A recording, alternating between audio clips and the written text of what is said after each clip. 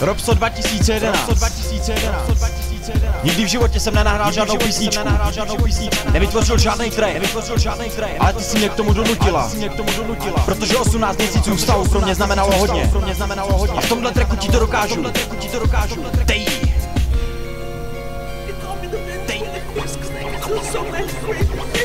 První pohled na sebe, venčila si psa.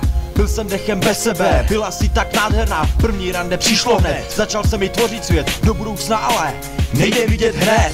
Začalo to jako sen, chodili jsme denně ven. Vytvořila si mi směr, udělala dojem.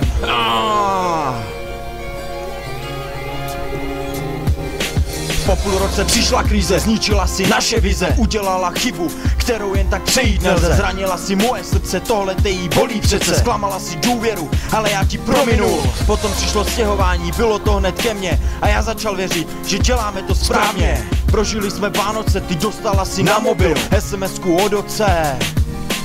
Jedna vaše schůzka, náš tak začal rychle praskat. A já začal tušit, že přestanem se vídat.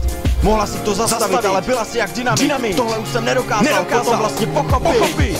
Po roce pak přišla doba, řešili jsme zase oba. Flirtoval jsem s jinou, byla to jen moje vina. Oběma nám chyběla ta podstatná důvěra. Blížilo se jenom s Bohem a láska byla rutina. Prožili jsme ještě půl rok a vztah neměl žádný pokrok. Dostala si novou práci, změnily se všechny věci. Byl to rozpad vztahu, zničila si naši krásnou dráhu.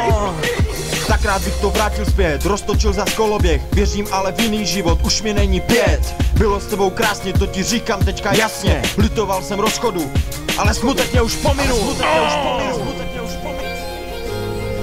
Miloval jsem tě.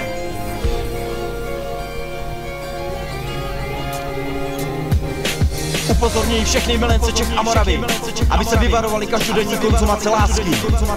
Každodennost lásku vraždí, protože nedává milencům příležitost, aby po sobě mohli toužit.